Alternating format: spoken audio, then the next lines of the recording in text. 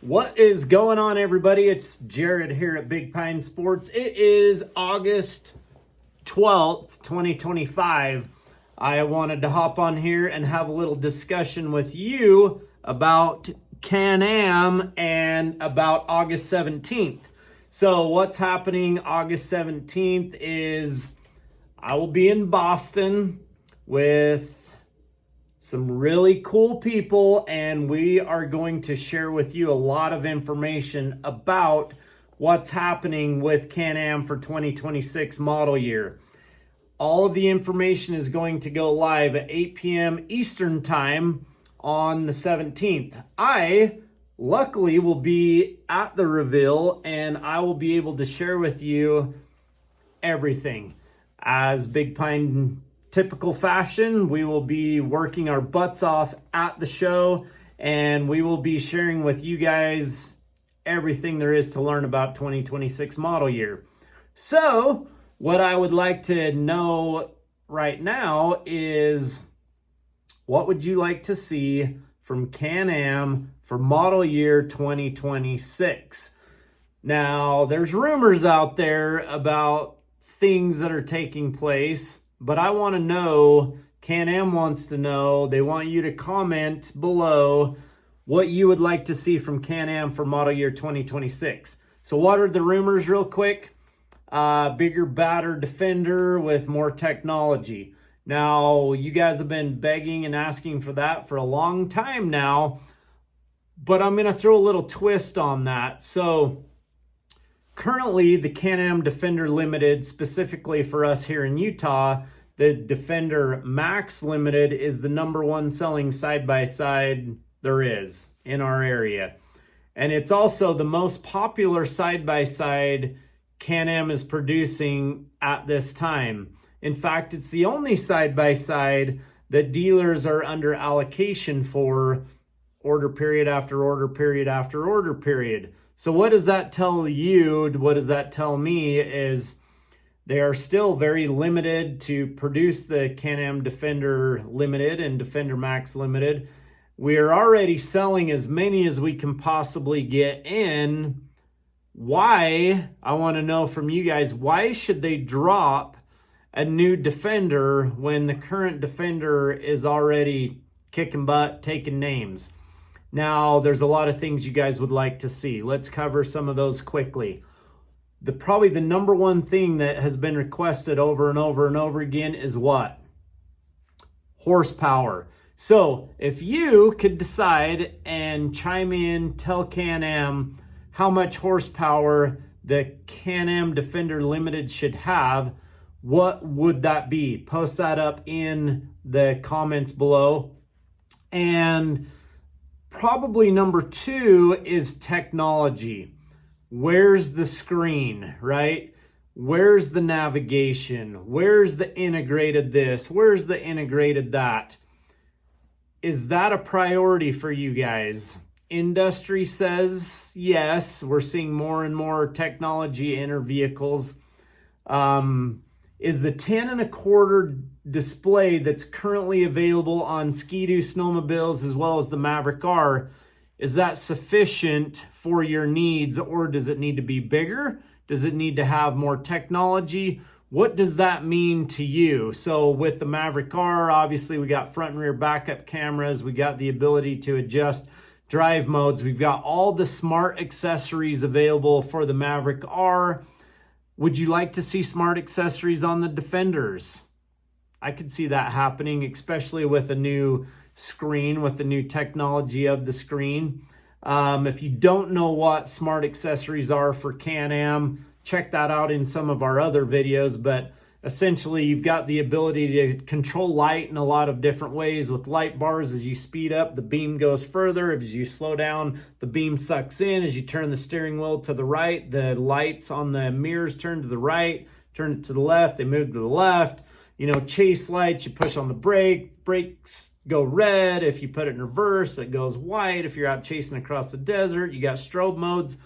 If you got the particle separator, it's also tied into the smart accessories with the Maverick R. It's telling how fast you're traveling, the speed that you're in, and is adjusting the RPM of the intake system, if you will, for the Maverick R. So do you need to see that in the Defender Limiteds? What else would you like to see? I am actually surprised that one of the things we don't get requested for is a long travel Defender. The Defender actually has phenomenal suspension for what it's designed to do, trail riding, workhorse, and those types of things. It does a great job out in the mountains at 10,000 feet in elevation. In fact, it works well out on the farm. It works well cruising around at the sand dunes. We had it out this Easter. The weather was terrible, and it was nice cruising around in some heat this year. So at the end of the day, does the Defender need restyling? Are you fine with the style? You just want those additional things, horsepower, technology? Is that enough? Is that enough for you on the Defender Limited category? I'd like to know. All right, enough of the Defender Limited. What does the Maverick R need for 2026? You guys know that the Maverick R is a phenomenal vehicle. You've got massive travel. You've got smart shock capability. You've got 240 horsepower. Now with the new H2 from Kawasaki, it's flirting with 250. So does the Maverick R need more horsepower? Does it need more technology? What does the Maverick R specifically need? If you're watching this for the Maverick R, post that up as well. X3. So the X3, it hasn't changed much over the years. Yes, we've got a very, very reliable machine. It does well with belt wear. The suspension's great. You can do smart shocks in multiple models, even narrower models now. We're dealing with 200 horsepower on that machine, on the RRs. Does the X3 need an update, or should they just put that attention on a whole new model, a whole new class, a whole new, I don't know. Thoughts on that one? Now, the Commander and the Sport, they haven't seen a lot of updates since they were updated from the beginning. That's a great selling model for us. It continues to sell well. I think it fits the class well. But if you own one or are thinking about getting one and would like some updates to that, what would they be as well? You can do that in a 2-seater or 4-seater model. 50-inch Maverick Trail, you're not going to see any updates on that. The 50-inch Trail world nationwide is going down. Market share on that 50-inch machine continues to drop with all the manufacturers. We just don't see the amount of 50-inch trails we used to. A lot of them, especially here in Utah, have gone to 66-inch or under. So that 50-inch market, I don't foresee any updates or changes or anything happening there. But if you are a fan of the 50-inch machine, what does that mean to you? Post that up in the comments below as well. And let's see, lastly, let's talk about ATVs. There were some updates throughout the last few years on the ATVs with the Outlander 500 and 700. I want to recap on that one real quickly. I was at the launch of that vehicle and absolutely love that ATV for the class it's designed for. What do I love about it? From the moment you sit on it, it's comfortable. Out driving it, it's super smooth. The way they've routed the exhaust and done all of the things on that redesign, it keeps all that heat off your legs. It's just a phenomenal ATV. I don't foresee any changes to that model as well. The 850, the 1000, we have seen some updates over the last little bit on that vehicle. I just don't know we're going to see anything on the ATV side other than bold new graphics, new colorways, if you will. But if you would like to see additional somethings on an ATV from CanAm, what would it be? The DS250, we do sell some of those, not a ton, but we do sell a handful of those a year. If anything, I'd love to see some more horsepower out of that, but they're not going to put any time, effort, or energy into that 250. It just works well. It functions well. I just don't see anything happening there other than, if it were me, I would love to see a little more power come out of that. Smaller ATVs, they're great how they are. They no matter what manufacturer you're getting them from, they're basically about the same vehicle. So I don't foresee a lot happening there either, which we do have a lot of great options from CanAm and all the other manufacturers, and there's not a lot of margin in those vehicles anyways for CanAm, the dealer, or anything like that.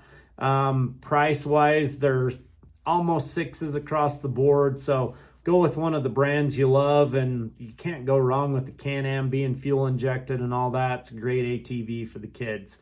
So highlights for me is dealer show is in Boston. If you have made it 10 minutes through this video, this is a long video for us here at Big Pine Sports. I've actually had some requests to do some longer videos like this. I'm going to see how it goes. If you've made it this far in the video, tell me about Boston. What do you recommend about Boston? Where should I go? What should I see? What should I do? Getting there way before the dealer show starts, going to stay way later than the dealer show is over. I'm going to have some time. So what do I do? Where do I go? What food do I eat? I love getting out of the chain stores, food establishments. I love going down the ghetto hallways and going down in the basement and going to some crazy place you think you're going to die, and you have the best food there you can imagine. That's where I like to go. If there's any certain thing that I just have to experience while being out there, I'd love for you guys to post that up. And lastly, thank you so much for chiming into Big Pine Sports YouTube channel. It does mean a lot to us. I don't know if you guys knew this or not, but a big part about Big Pine Sports is our YouTube channel. We are out in the middle of a 1,200 people town, and you would never expect that with what we're pulling off here at Big Pine Sports. We have an awesome store, great staff, the best service department you can get. We're not perfect, but we're getting there. We've got some new staff that just came on board. We're taking Big Pine to the next level and always going to treat you guys honest and fair. Again, appreciate you guys chiming in. Be sure to like and subscribe to our YouTube channel. That is where you're going to get the best updates. And if you would, share this video on your socials. It means so much. Any comments, a good comment. We want the feedback. We want to see what you guys think about CanAm as a brand, what you're hoping to see for 2026. All of these things are important to us. They're important to CanAm. We're going to share this with them while we're out there, and they do chime in. We appreciate, again, all of you for all you do. And very lastly, I just want to thank all of the staff at Big Pine Sports for putting up with me, listening, paying attention, visualizing the dreams that we have here. We are just getting started. We are growing leaps and bounds. We've got a lot of cool things that we're going to be announcing still at the end of this year. So stay tuned. Have a good night, everybody. And for now, I am out. We will see you guys from Boston, August 17th. We're going to be there 17th, 18th, 19th, and 20th. So I will find the answers to the questions you guys have. Have a good night, everybody.